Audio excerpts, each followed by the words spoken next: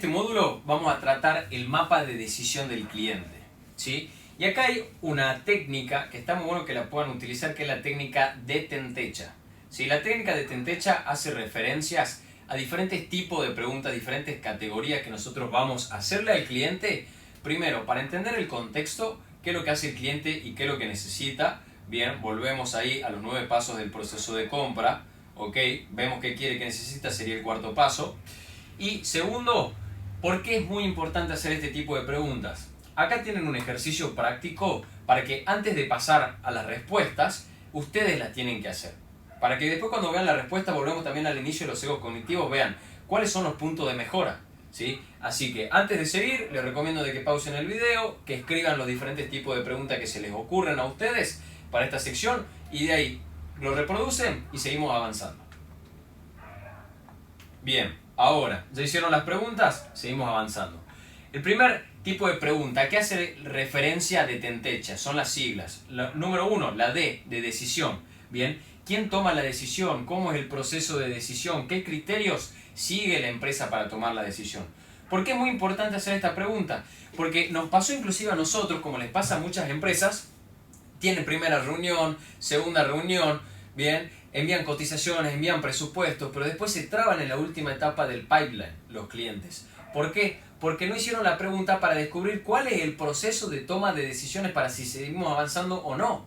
Bien, porque cuando vos ya tenés esto en cuenta, ¿qué es lo que sucede? Para la segunda reunión o tercera reunión que vos vas a estar teniendo con un cliente o una negociación, vos vas a tener en cuenta que tienen que estar estas personas. Bien, tenés que entender cuál es el criterio, cómo evalúan nuevos proveedores, ¿sí? Esto es prácticamente como empezar a jugar al ajedrez y no saber cuáles pueden ser el movimiento de la torre y del alfil del contrincante, porque cambiaron las reglas, entonces vos tenés que conocer cuáles son esos movimientos. Bien, ¿qué más tenemos? Emoción. ¿Cuáles son las preguntas de emoción? ¿Cómo se siente atendido actualmente por sus otros proveedores? Bien, son una empresa logística, recursos humanos. Evalúa un poco la historia que hay de tu competencia con ellos. Porque si vos lográs que el cliente te diga las cosas malas, ¿sí?, de tu competencia, del otro proveedor con el que están trabajando, que trabajaron anteriormente, vos vas a tener puntos en el cual si vos le solucionás esos puntos de dolor al cliente, ¿sí?, el cliente te va a elegir a vos. ¿Ok? Entonces, ¿qué preguntas tenemos? ¿Cómo se siente atendido actualmente? ¿Qué factores le han hecho sentirse así? ¿Se acuerdan cuando yo les mostraba lo de los verbos misa? Cuando volvíamos a esa parte de que el otro proveedor le había fallado en logística por un tifón. Bien, de eso se trata acá, ¿sí? Y al mismo tiempo, acá podemos generar señales de compra. Cuando un cliente ya nos hizo una cotización, ya están trabajando con algún servicio, pero le podemos dar algo añadido, un upselling, ¿cómo se siente atendido usted por mí? No, la verdad que me siento muy bien. ¿Por qué? Comentaba un poco más, las señales de compra, que ya lo vamos a ver también más adelante, no se apresuren, tenemos que agrandarlas, porque eso le crea una imagen inconsciente al cliente de que somos excelentes en nuestro servicio. Pero no es que le crea la imagen inconsciente, él mismo la crea, porque yo te digo, che, ¿cómo te sentías atendido? ¿Cómo te sentís hasta ahora con el valor que te estoy dando? No, creo que estoy aprendiendo bastantes cosas. Bien, ¿hasta ahora qué aprendiste? Yo voy a seguir indagando eso para que vos me muestres todo ese valor añadido. Bien, ¿para qué? Para reafirmar de que nosotros somos la decisión correcta para trabajar en conjunto.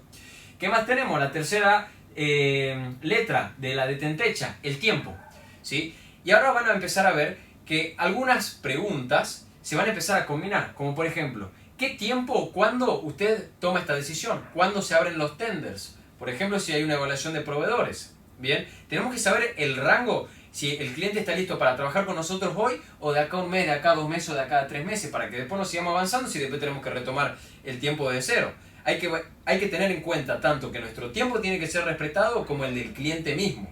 Bien, ¿qué otra pregunta tenemos? ¿Cuándo tendrás todas las propuestas? ¿Cuándo tendrás tiempo para que tengamos una reunión? Bien, ¿cuándo se realiza el cambio de proveedor? Otra consulta, a ver, otra pregunta así que se me venga a simple vista. ¿Cuándo tenés disponibilidad para que podamos abordar este tema, para que podamos evaluar la propuesta, para que esté todo completo? ¿Sí? Estamos en una llamada en frío. ¿Sí? Acá yo, a lo que me gusta hacer, que da muy buenos resultados, es cuando nosotros le damos 2 opciones de salida al cliente, el cliente no tiene que pensar la suya propia. ¿Sí? Generalmente si piensa la suya propia va a buscar la más fácil. Entonces yo le digo, ¿cuándo tendría una disponibilidad? ¿El jueves o el viernes? Y le voy a dar 2 opciones. ¿Esta semana o la semana que viene? ¿A las 9 de la mañana o por la tarde, tipo 5 de la tarde?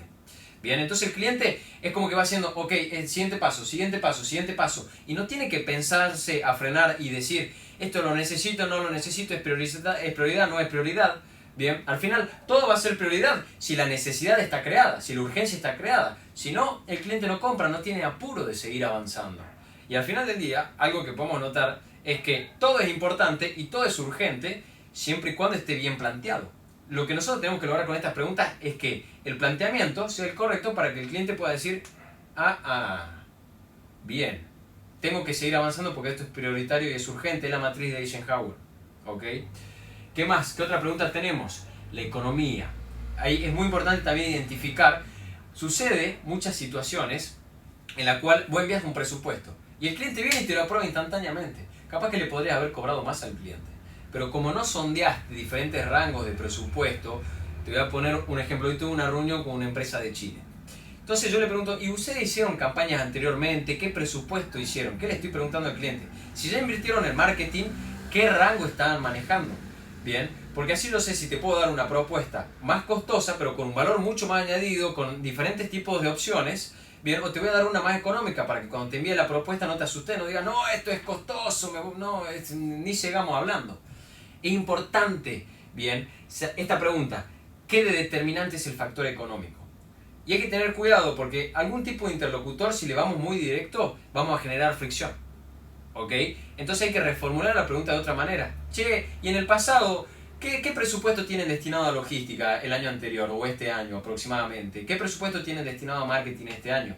Tenemos que ir sondeando de manera muy sutil, bien, todo este tipo de información que nos va a servir a nosotros para que cuando hagamos una propuesta, hagamos una cotización, sea algo tan perfecto, que sea irresistible, que sea estúpido prácticamente decir que no. Eso es lo que nosotros tenemos que generar, que diga, wow, esto es justo lo que necesito, justo a la medida. Bien, ¿por qué? Porque hicimos bien las preguntas. ¿Ok? ¿Qué otra pregunta tenemos? La letra número N. Necesidad. ¿Cuál es la necesidad del cliente? ¿Ok? ¿Qué es lo que necesita el cliente? ¿Cuáles son los problemas? Con este tipo de preguntas vamos a intentar identificar el punto de dolor. Hoy hablaba con una empresa de logística, como te comentaba, de Chile. Bien. Y vengo y le pregunto, ¿y cuáles son sus objetivos para este 2026? No, mira, la verdad que nos gustaría incrementar las ventas. Bien, ¿por qué? ¿Por qué necesitas vos incrementar las ventas? No, la verdad que venimos bien, pero tenemos un solo vendedor, tenemos aproximadamente un cliente nuevo por mes. Y ahí yo me freno y le digo, ¿están haciendo estas campañas? Sí, de estas campañas, ¿cuántos llegan? Ok, ¿qué presupuesto están manejando? Ok, bien. ¿Y vos por qué crees que tu vendedor no está vendiendo? No, porque la verdad, ¿cuántas llamadas enfrías al día, por ejemplo, el vendedor? No, ninguna. Ah, ¿por qué? 10, 20, ok. ¿Cuántas reuniones está haciendo tu vendedor hoy al día? Y en promedio 4 por semana. ¿Por qué tan pocas? Fíjate cómo acá yo puedo jugar con la información que me da. Si él me dice 4 reuniones puede ser muchísimo para algunas empresas. Para otras empresas pueden ser pocas. Si yo le hago esta pregunta con este reformulamiento, ¿por qué tan pocas? ¿Qué le estoy diciendo? No estás cubriendo toda esta capacidad que tenés con una persona a cargo. Porque para algunos 4 pueden ser muchas. Si son calificadas, son perfectas. 4 pueden ser pocas si no están calificadas. ¿Sabes cómo calificar? Con estas preguntas. Bien, ¿qué otra pregunta tenemos? ¿Qué tipo de capacitación de ventas necesitas? Vamos a seguir buscando cuál es la necesidad, qué es lo que necesita el cliente. ¿Sí? ¿Qué factores son determinantes a la hora de elegir una empresa para hacer una automatización, para hacer una campaña? Seguimos indagando cuáles son los puntos de dolor, cuál es el motivo que le va a llevar al cliente a decir quiero trabajar con ustedes por esta razón. Bien. ¿Qué otro tipo de pregunta tenemos? La letra número T, tamaño. ¿Sí? ¿Cuánto se gasta en este tipo de servicio? Acá fíjate que también estamos volviendo al factor económico, pero estamos viendo el volumen de la oportunidad que le podemos llegar a presentar al cliente. Somos una empresa de recursos humanos. Generalmente, ¿cada cuánto hacen las contrataciones? Voy a ver el tema del tiempo. Ok. ¿Y qué volumen de contrataciones necesitan? ¿Son una manufacturera, un call center? ¿Sí? ¿Cuál es el tamaño? Bien, le estoy preguntando al cliente, ¿cuántos empleados necesitas? Es una pregunta de tamaño. ¿Cuántos empleados necesitas? ¿Cuánto necesitas vos cada cuánto tiempo?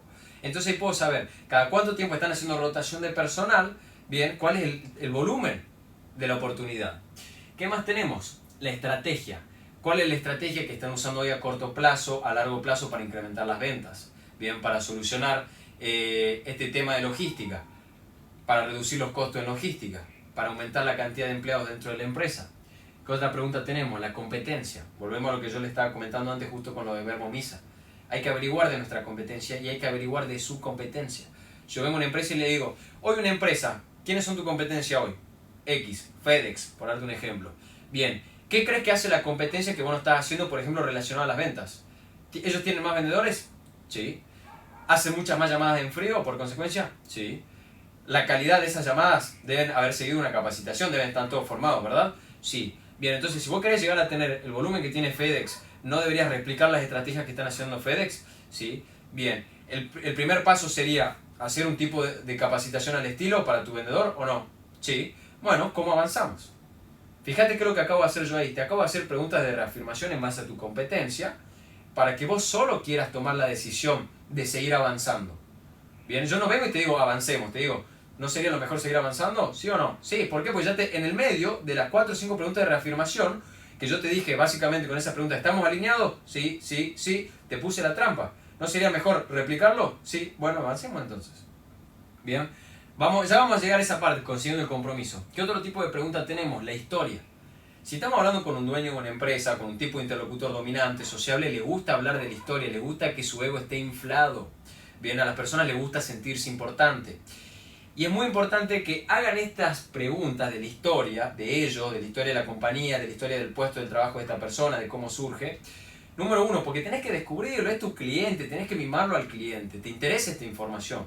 Número 2, porque cuando vos le mostrás eso al cliente de la honestidad, no solamente por una estrategia de persuasión, porque la gente lo lee cuando estás intentando persuadir o cuando sos transparente y honesto, sino que esa persona se siente escuchada, se siente comprendida, empatizás con el cliente. Y acá vuelvo a un punto muy importante. La compra, de que alguien te compra a vos, es una consecuencia directa de la relación que vos creás con el cliente. ¿Sí? El cliente a vos te compra por una relación, vos no le estás vendiendo a empresas, le estás vendiendo a personas. Las personas toman decisiones emocionales, que luego la van a fundamentar con lógica. Bien, pero la consecuencia, sí, es que te compre el cliente. ¿Consecuencia de qué? De que crees una relación. Para crear una relación te tiene que importar la persona que está del otro lado. Si es un tipo de interlocutor sociable, pónganse a hablar de cualquier cosa, ¿sí?, que no sea del trabajo, porque así le gusta al tipo de interlocutor sociable.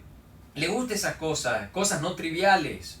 Bien, ¿y qué están creando ahí? Una relación. O sea, la cantidad de negocios que habremos cerrado nosotros y nuestros vendedores de hablar cualquier cosa. Te voy a poner un ejemplo, Marcelo, a ver si te acordás de esto. Hablábamos de tenis. Bien, y después de hablar media hora de tenis dijo, che, bueno, ¿y cómo avanzamos? De esta manera, bueno, listo, vamos para adelante. ¿Por qué? Porque se crea esa relación, ¿ok? Hay tipos de interlocutores que van a tener que ser más profesional, más burocrático, otro que tiene que ser más analítico, ir a las métricas, y otro que tenés que hablar de tenis. Bien. ¿Qué otro tipo de pregunta? El alcance. El alcance es bastante similar al tamaño, es el alcance de la oportunidad. Bien.